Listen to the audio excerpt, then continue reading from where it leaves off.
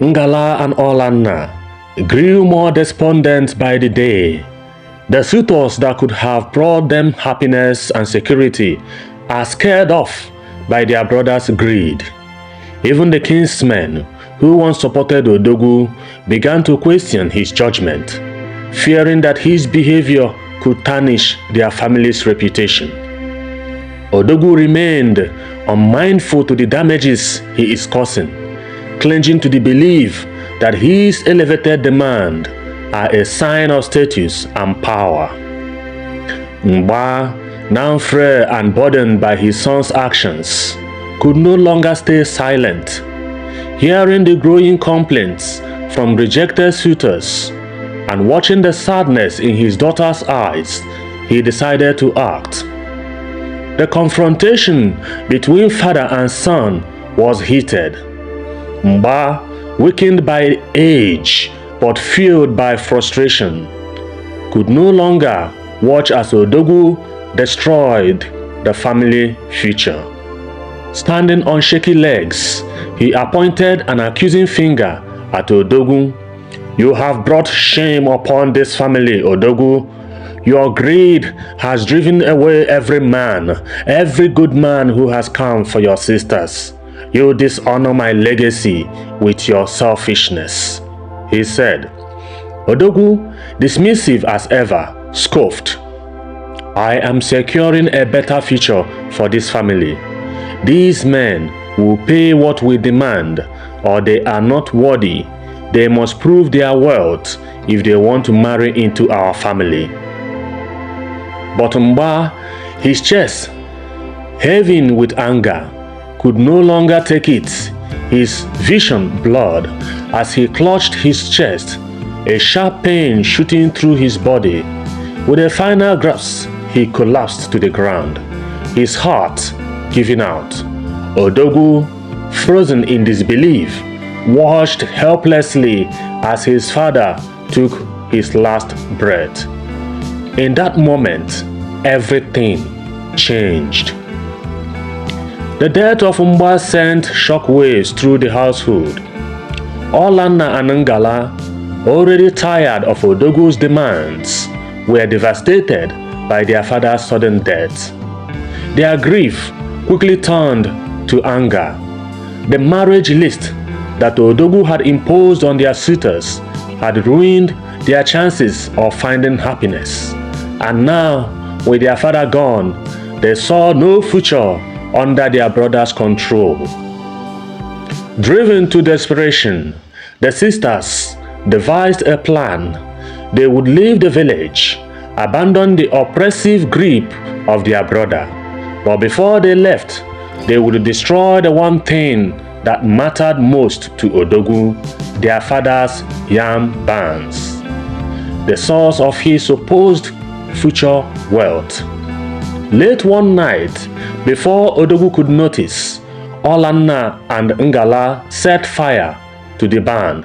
The flames roared into the night sky, consuming the years of hard work their father had put into his fields. The fire cracked as it reduced the barns and the yams inside to ashes. By the time Odogwu realized what had happened, it was too late. His inheritance, the legacy he had been counting on, was gone. When he tried to confront his sisters, they were already gone, having fled to live with their respective boyfriends in the city.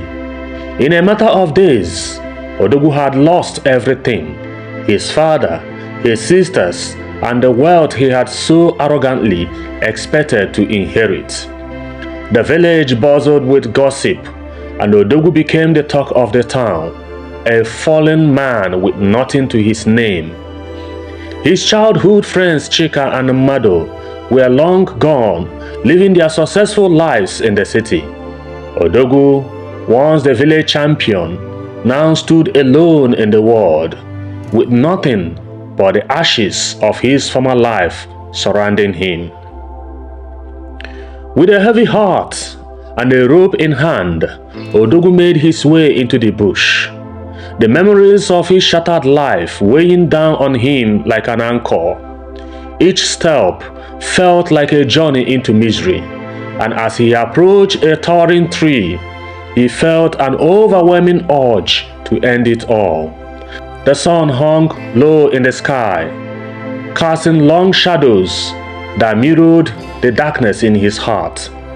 Reaching the sturdy trunk, he climbed up, each movement filled with resignation. This tree, once a symbol of life and strength, now stood before him as the stage for his demise. As he began to tie the rope, a voice called out from below, halting him mid-motion. "Odogwu that climbs the tree, please look at me. Don't fall on my head," the voice said. Startled, he glanced down and saw a man sitting on the ground, his body marked by Phocomelia syndrome. The man's eyes, filled with an unexpected warmth, met Odogwu's gaze. Despite his own physical limitations, he spoke with a strength that reverberated deep within Odogwu. "I am hoping that one day these my armlets would grow back to normal and I will become whole again," the man said. His voice tingled with a mix of hope and resignation. "From birth, I was rejected by my parents, my sisters and my brothers. I have no one to cater for me. Without two hands, I am left to fend for myself. Yet, I am here, waiting for the gods to work their magic. And you, Odogwu, I have heard your story. You want to kill yourself?" His words struck like a chord deep within Odogwu.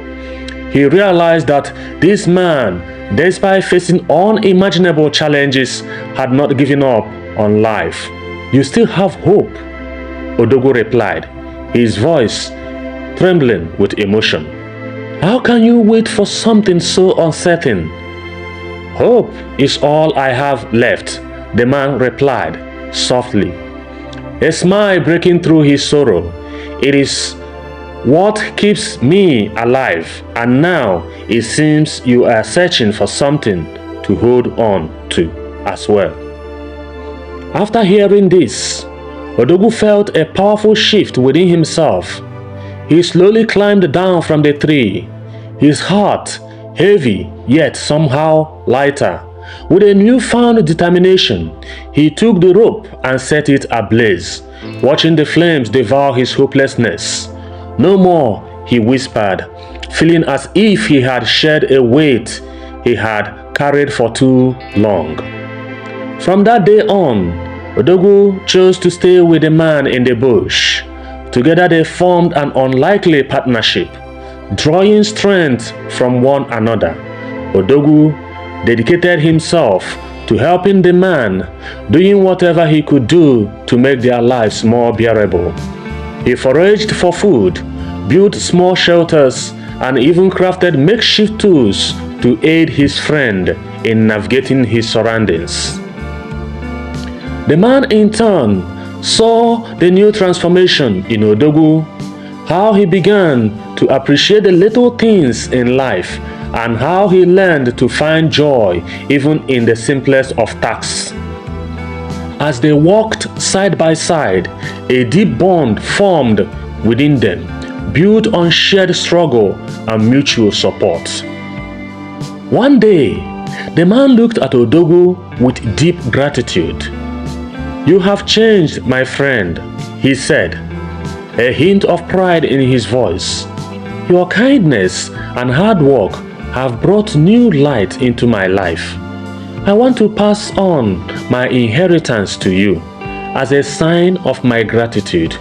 You have shown me that even in the darkest times, there is hope for a brighter future. Go to Oye Market Square. Under the Odara tree, you will see where your father buried his treasure. Unearth it and start a new life." "My father? How did you know my father?" Odogwu asked. "I don't know him. I am your father. Odogwu fainted on hearing this. The man disappeared. On waking up, Odogwu ran like a madman into the Oye market square and was held by some villagers. He narrated his ordeal to those who cared to listen. People were surprised to see Odogwu as a changed person. After some days, Odogwu recalled what the old man had told him in the bush. He went straight to the market square and excavated his treasure.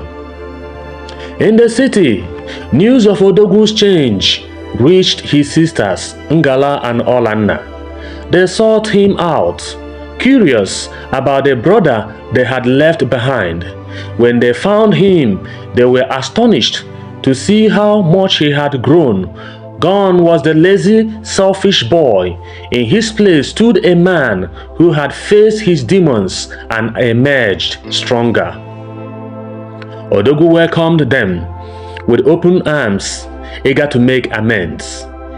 He realized the value of love and partnership and decided to reduce the once outrageous marriage list to a reasonable length. Understanding the importance of relationships, he wanted his sisters to find happiness without the burdens he had placed on them. Ngala and Olanna, relieved and grateful, found suitors who cherished them for who they were rather than the material wealth they could bring. The two ladies married their true loves, their hearts filled with joy and gratitude. Odogwu's transformation became a testament to the power of hope, divine intervention, and resilience. He learned that true wealth lies not in material possessions, but in the love and support of those around us. Together, the three of them created a new life, full of promise and happiness, proving that even the darkest times can lead to the brightest future. This is the story of Odogwu N'Alienu, the man that climbs an Iroko tree.